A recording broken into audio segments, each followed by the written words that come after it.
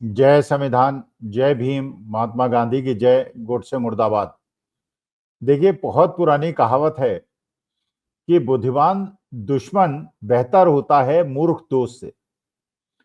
क्योंकि जो बुद्धिमान शत्रु होता है वो आपको सीख देता है, आपको नुकसान पहुंचाता है, आपको हराता है, आपको परेशान करता है, लेकिन उसकी रणनीति से आपको सीखने को मिलता है।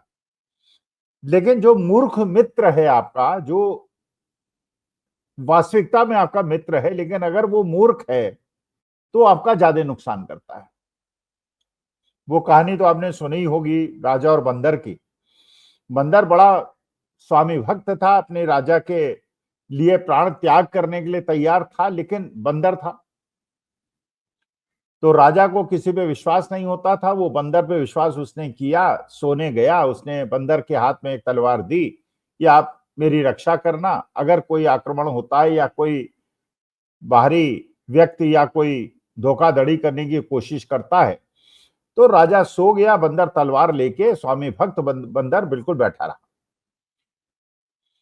एक मक्खी आके राजा के नाक पे बैठी और क्योंकि बंदर स्वामी भक्त था उसने तलवार चलाई और राजा की नाक कट गई। अब मूर्ख मित्र।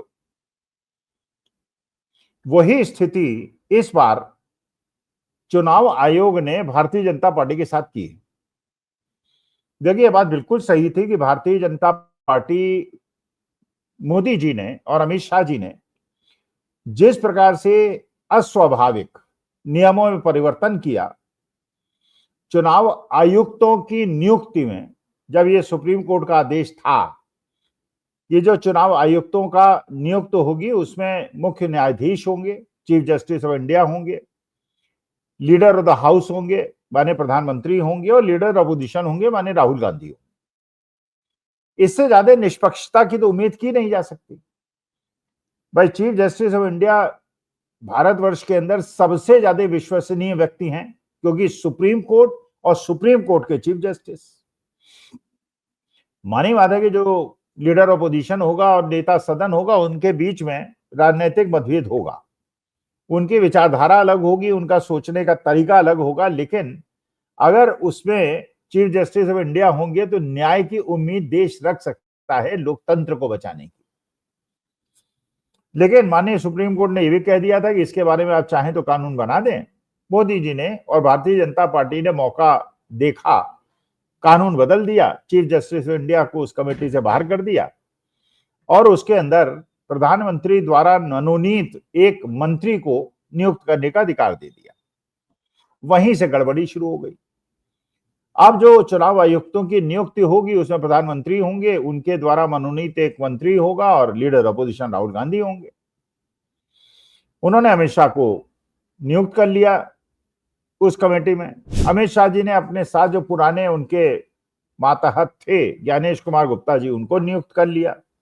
ज्ञानेश कुमार गुप्ता जी मुख्य चुनाव आयुक्त बन गए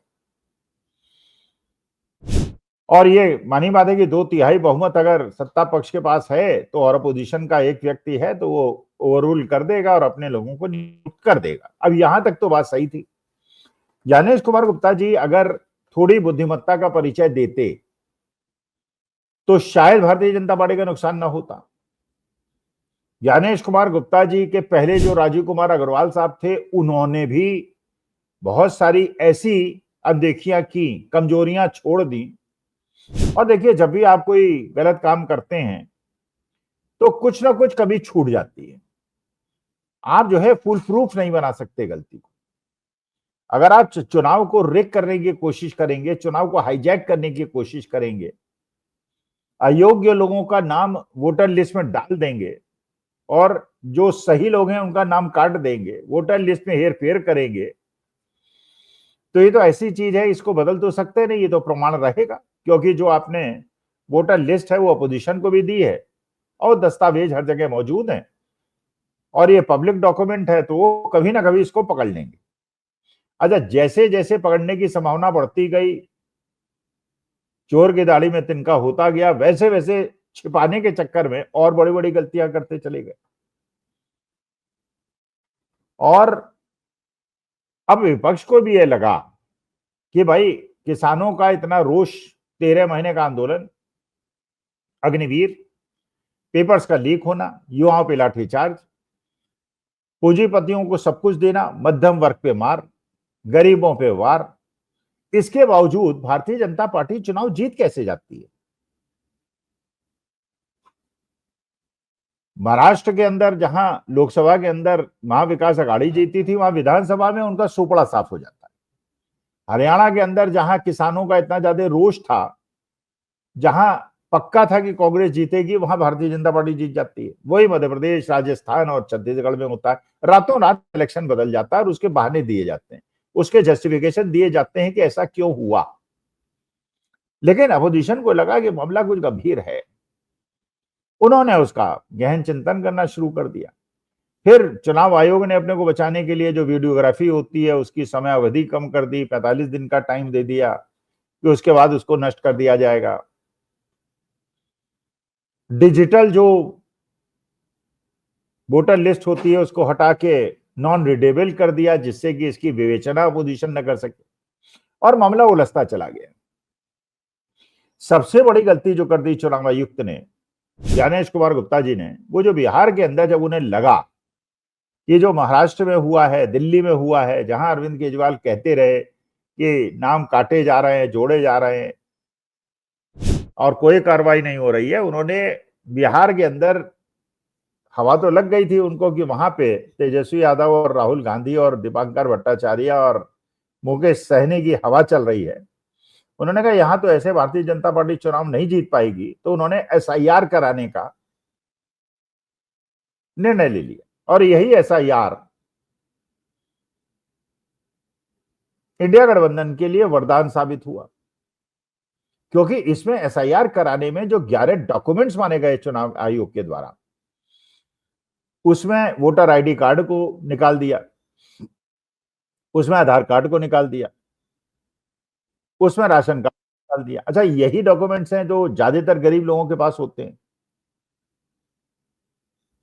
अमीरों के पास तो बहुत सारे डॉक्यूमेंट्स होते हैं। अच्छा, जहां बिहार के अंदर इसमें बाढ़ की स्थिति है, वहां पे जिनके गांव डूबे हुए हैं, घर डूबे हुए हैं, कागज बचाना मुश्किल हो रहा है, वहां पे नए डॉक्यूमेंट बनवाना, और वो लोग जो खाने खाने के लिए मोहताज हैं, दाने दाने के लिए मोहताज हैं और सरकारी शरण पे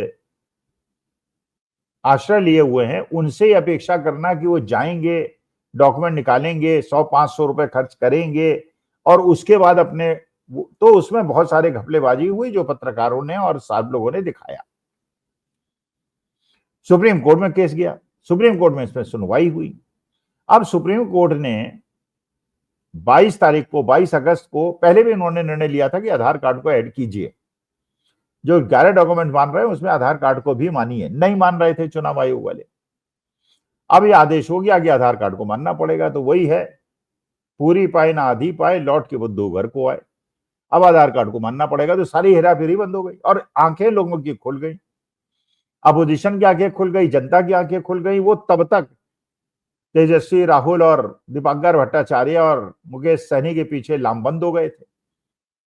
अच्छा, फिर जो 65 लाख लोगों के नाम हटे, उनको भी चुनाव आए, उन्होंने, सुप्रीम कोर्ट ने कह दिया कि इनके नाम प्रकाशित कीजिए, बताइए, और आधार कार्ड को इंक्लूड कर लिया। भाई, आधार कार्ड से ज्यादा वैलिड डॉक्यूमेंट तो कोई हो ही नहीं सकता, क्योंकि उसमें अंगुलियों के निशान हैं, आंखों के फोटोग्राफ्स हैं, दुनिया भर की चीजें हैं जो बाकी चीजों में नहीं होते। फर्जी डिग्री वाले भी हो सकते हैं, फर्जी रेजिडेंशियल प्रूफ भी हो सकते हैं।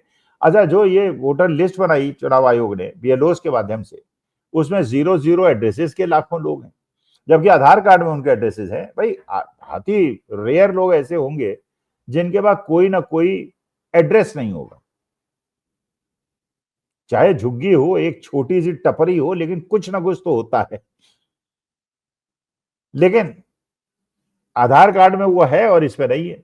अब ये जो चुनाव, ये जो सुप्रीम कोर्ट का आदेश आ गया कि आधार कार्ड को इंक्लूड करना पड़ेगा और 65 लाख लोगों का नाम प्रकाशित करना पड़ेगा और पब्लिक डॉक्यूमेंट इसको बनाना पड़ेगा, तो चुनाव आयोग का न केवल जो उन्होंने एक स्टैंड लिया था वो ध्वस्त हो गया, बल्कि एसआईआर के माध्यम से जो एक जागृति हो गई थी बिहार के अंदर, जिसको राहुल गांधी और तेजस्वी यादव ने तेज कर दिया था, अब सुप्रीम कोर्ट के ऑर्डर के बाद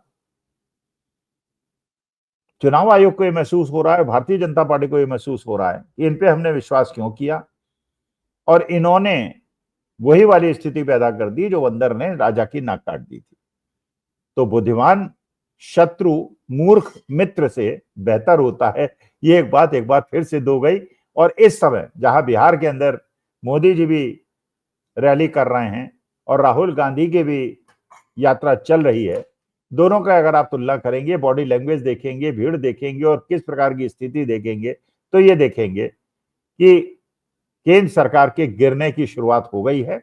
और बिहार चुनाव से इसको पहला पुश मिलेगा, और उसके बाद जो होगा उसको आपने देखा होगा, जब ओम बिरला साहब ने चाय पे बुलाया था सत्ता पक्ष और विपक्ष वालों को, विपक्ष वाले तो आए नहीं, लेकिन वहां मोदी जी की, राजनाथ सिंह जी की और अमित शाह जी की और ओम बिरला साहब की जो बॉडी लैंग्वेज थी और चेहरे से हंसी गायब थी, उससे अंदाजा आप लगा सकते हैं कि क्या हो गया है और क्या होने वाला है, जिसका पूरा का पूरा दोष वास्तविकता में ज्ञानेश कुमार गुप्ता जी और चुनाव आयोग का है। नमस्कार, धन्यवाद और प्रणाम।